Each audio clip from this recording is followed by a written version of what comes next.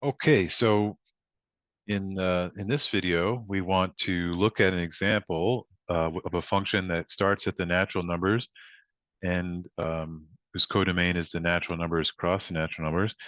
And the formula for this function is f of n equals n comma n plus 1. We want to show that it's injective but not surjective. So before we get into the proof, we just want to play around a little bit. So first of all, let's just make sure we understand how the function works. So f of 1 goes to 1 comma 2. F of 2 goes to 2 comma 3. F of 3 goes to 3 comma 4, and so on and so forth.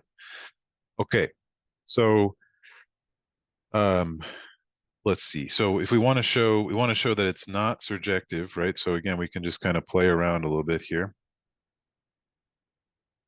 So if I want to show it's not surjective, then there needs to exist an element in the codomain such that for all elements in the domain, f of a is not equal to b. And so oftentimes when you do this, you have to first show that first you have to pick something, right? Because again, in the definition of what it means to not be surjective, there's first a existential quantifier, which is telling you to pick something, but you don't pick just anything. You have to pick something so that it'll never be equal to the image of anything of f under a, right? So image of a under f. So what should we pick, right? So we look at the function and we notice that the values in the range have to differ by 1, right? It's n comma n plus 1. So presumably if we take a ordered pair of natural numbers that don't differ by 1, then that will be a problem, right? So we can consider 1 comma 1, for instance, then, but we have to make an argument now, right? So then we could say if this was equal to f of n, then that would be equal to n comma n plus 1. But then that would say that n is equal to 1 and n plus 1 is equal to 1, which implies that n is equal to 0. But then that would be a contradiction, right? Because n would have to be equal to 1 and 0 at the same time.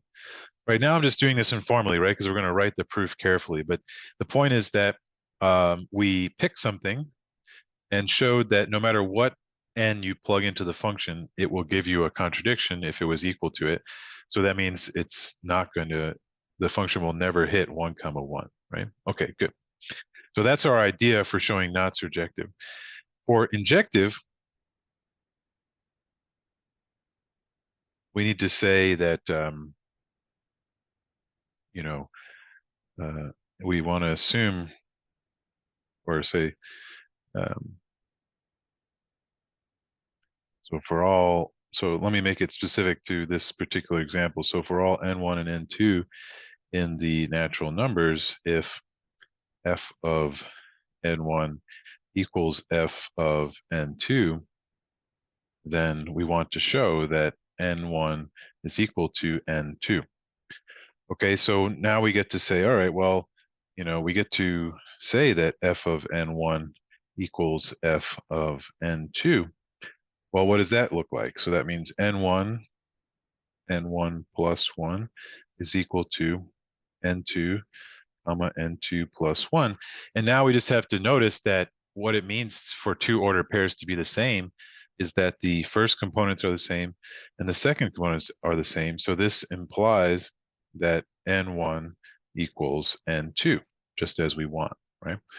So again, in green right now, I'm just playing and trying to get the idea. I'm not trying to prove this and write it up carefully. So now I'm going to write the proof carefully now that we've gotten the idea. Okay, so this is how I suggest you always write your proofs. Is first you play around, and usually when you play around, you're going to make some mistakes. You're going to try something that doesn't work. Fine, good.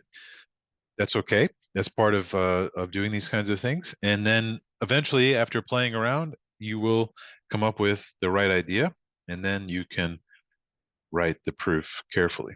Okay. Okay, so let's see.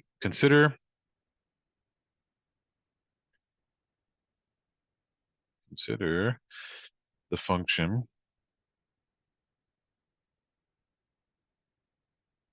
f from the natural numbers to the naturals cross the naturals given by f of n equals n comma m plus 1. We will start by showing that f is injective.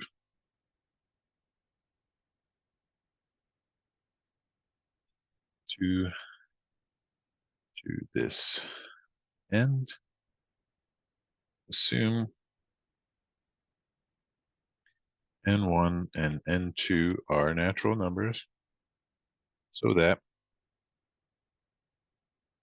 f of n1 is equal to f of n2.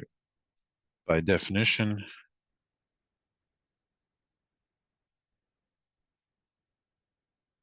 of the function, so we know by definition that means that n1 comma n1 plus 1 is equal to n2 comma n2 plus 1. That's what it means for f of n1 to be equal to f of n2. But this already shows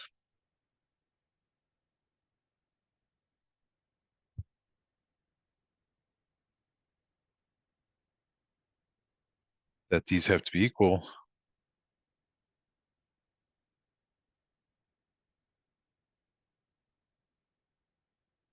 since the first component of the ordered pair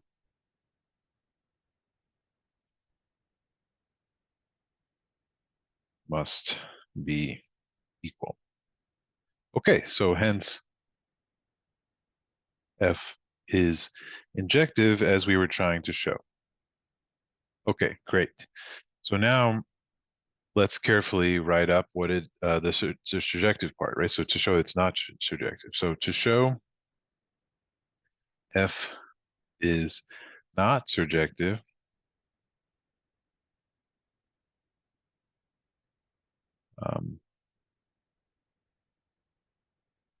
for sake of contradiction,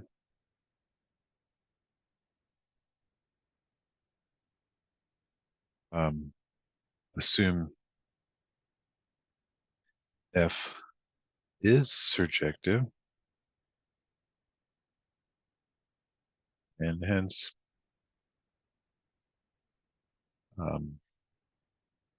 there is some n in the natural numbers so that f of n is equal to 1 comma 1, right? We're taking the argument we played around with loosely before and showing that this is a contradiction. So by definition, this implies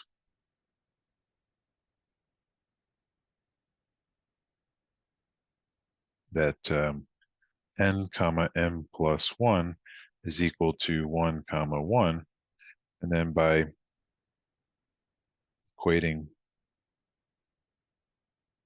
components, we see that, well, the first component's equal to the first component, so n is equal to 1, and m plus 1 is equal to 1, or n is equal to 0, which is a contradiction.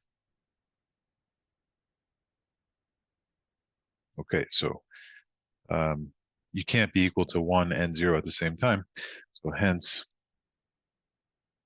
f is not surjective. Okay, great. So that's our second example. Now we've proven something is injective but not surjective, and we're going to look at an example of each of the possible combinations of these things. So the next example of function will be surjective but not injective.